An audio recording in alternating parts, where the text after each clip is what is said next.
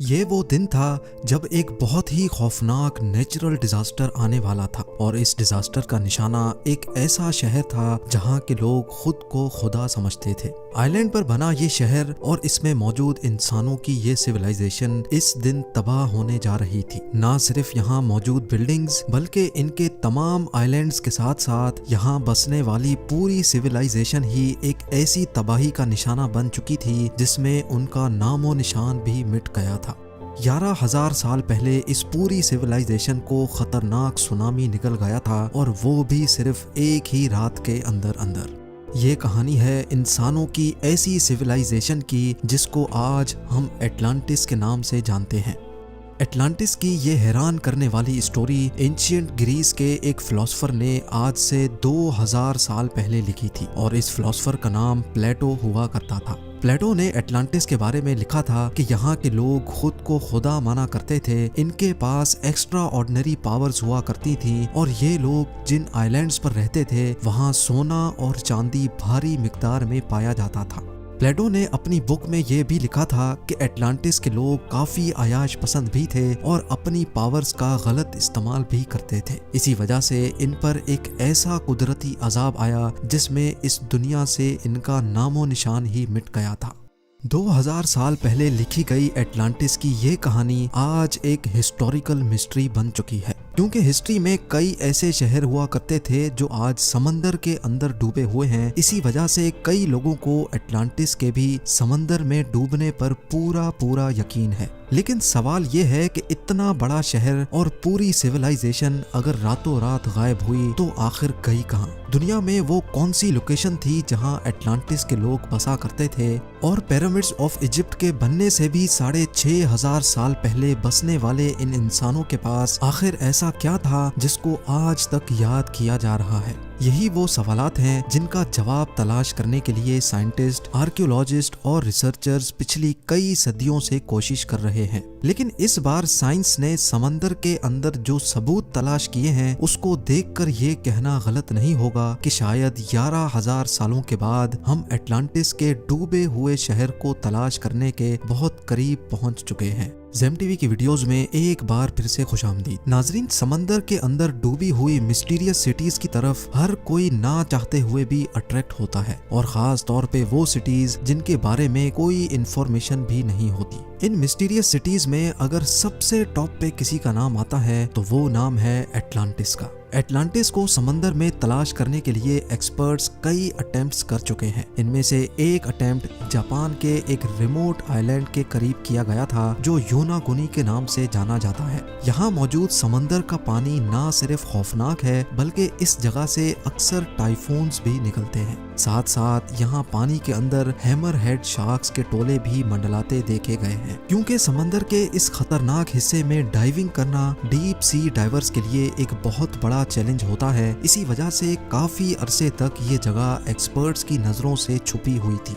किहाचाइरो आराटाकी वो डाइवर है जिसने अपनी जान की परवाह किए बगैर योनागुनी में डाइव किया था। इस डाइवर का कहना था कि जब मैं पानी के अंदर गया तो यहाँ पानी बिल्कुल क्रिस्टल क्लियर था और मैंने बॉटम पर एक अजीबो गरीब स्ट्रक्चर बना हुआ देखा। पहले तो आराटाकी ने समझा कि ये नॉर्मल पत्थर का पहाड़ है, लेकिन उसका शक यकीन में तब बदल गया जब उसने इस पहाड़ नुमा स्ट्रक्चर पर सीढ़ियों जैसे स्टेप्स बने देखे। इस डाइवर को ये समझ नहीं आ रहा था कि अगर ये नेचुरल पत्थर का पहाड़ है तो इसमें स्टेप्स क्यों बने हुए हैं। लेकिन जब आराटाकी इस स्ट्रक्चर को एग्जामिन करने के लिए मजीद नीचे गया तो उसने जो देखा वो उसके लिए यकीन करना काफी ज्यादा मुश्किल था। जी हाँ, ये पूरा स्ट्रक्चर 6 फुटबॉल फील्ड्स जितना बड़ा था और इसकी हाइट 8 स्टोरी बिल्डिंग जितनी ऊंची थी। इस अजीबो गरीब स्ट्रक्चर के बॉटम से लेकर टॉप तक स्टेयर्स बनी हुई थी और इस स्ट्रक्चर की हर साइड हैरत अंगेज तौर पे रेगुलर पैटर्न में बनी हुई थी।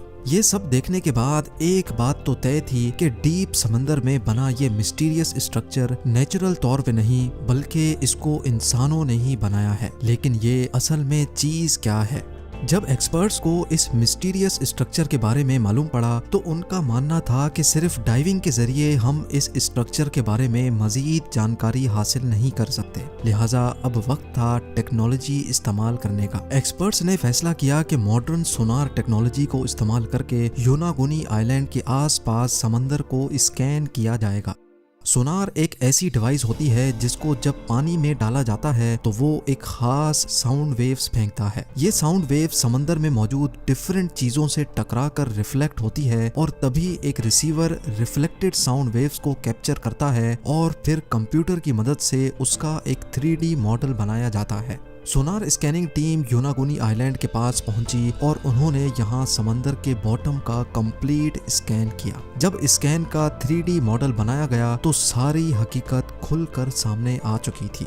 हजारों सालों के बाद इस मिस्टीरियस स्ट्रक्चर का लेआउट पहली बार इस 3D मॉडल में देखा जा रहा था और जो कुछ देखा जा रहा था उस पर यकीन करना काफी ज्यादा मुश्किल था। ये एक बहुत ही आलीशान, इंतहाई खूबसूरत और शानदार महल नुमा स्ट्रक्चर था। इस अमेजिंग डिस्कवरी ने पूरी दुनिया के आर्कियोलॉजिस्ट, जियोलॉजिस्ट और साइंटिस्ट को हैरान कर दिया था। हर कोई इस स्ट्रक्चर को देखने के लिए योनागुनी आइलैंड पहुंचने में लगा था, जिनमें एक marine geologist professor Masaki Kimura भी थे। प्रोफेसर किमुरा ने जब इस स्ट्रक्चर को देखा तो उनका मानना था कि इसमें कोई शक नहीं है कि ये इंसानों का बनाया हुआ स्ट्रक्चर है, क्योंकि इसमें कुछ ऐसे फीचर्स भी थे जिससे ये साबित हो रहा था कि हजारों साल पहले जब ये स्ट्रक्चर पानी से बाहर हुआ करता था तो ये किसी अननोन सिविलाइजेशन के इस्तेमाल में था। इस स्ट्रक्चर में अंदर जाने का एक टनल भी बना हुआ था जो शायद इसकी मेन एंट्रेंस थी। इस एंट्रेंस और स्टेयर्स तक जाने का प्रॉपर रास्ता बना हुआ था। ये स्टेयर्स बाकायदा स्ट्रक्चर के टॉप तक जा रही थी और इसके टॉप पर बिल्कुल फ्लैट टेरेसेस बने हुए थे।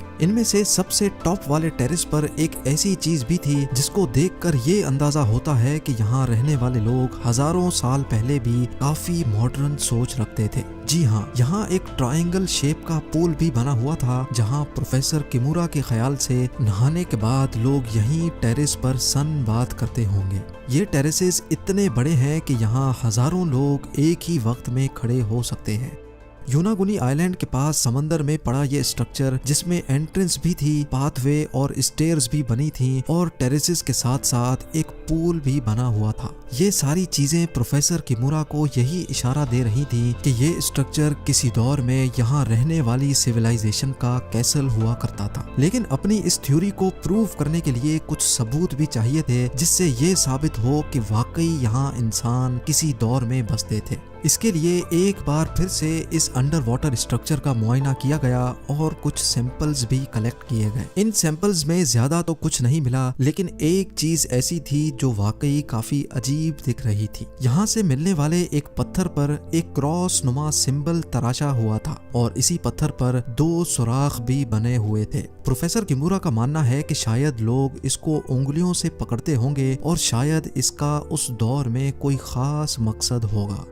देखने में तो ऐसा मालूम होता है कि ये स्ट्रक्चर स्टोन ब्लॉक से बना हुआ है, लेकिन फॉरेंसिक डिटेल से मालूम पड़ा कि ये छोटे छोटे स्टोन ब्लॉक से नहीं बल्कि ये एक ही बहुत बड़ा पत्थर है। यानी इस एक बड़े पत्थर को तराश तराश कर इसका ये कैसल जैसा डिजाइन बनाया गया है। यहाँ से मिलने वाले आर्टिफैक्ट्स की कार्बन डेटिंग से मालूम पड़ा कि ये नमूने 8 से 10,000 साल पुराने हैं। यानी 10,000 साल पहले ये जगह पानी से बाहर होती थी और यहाँ इंसानों की ऐसी सिविलाइजेशन बसती थी जिसका अभी नामो निशान भी नहीं है। लेकिन क्या ये स्ट्रक्चर प्लेटो का बताया हुआ 11,000 साल पुराना एटलांटिस है या फिर यहाँ से हजारों मील दूर ग्रीस के एक आइलैंड के बराबर में समंदर के नीचे से मिलने वाली पूरी एक सिटी? इस मिस्टीरियस सीक्रेट सिटी के बारे में हैरत अंगेज मालूमात आप जेम टीवी की अगली वीडियो में देख सकेंगे। उम्मीद है जेम टीवी की ये वीडियो भी आप लोग भरपूर लाइक और शेयर करेंगे। आप लोगों के प्यार भरे कमेंट्स का बेहद शुक्रिया। मिलते हैं अगली शानदार वीडियो में।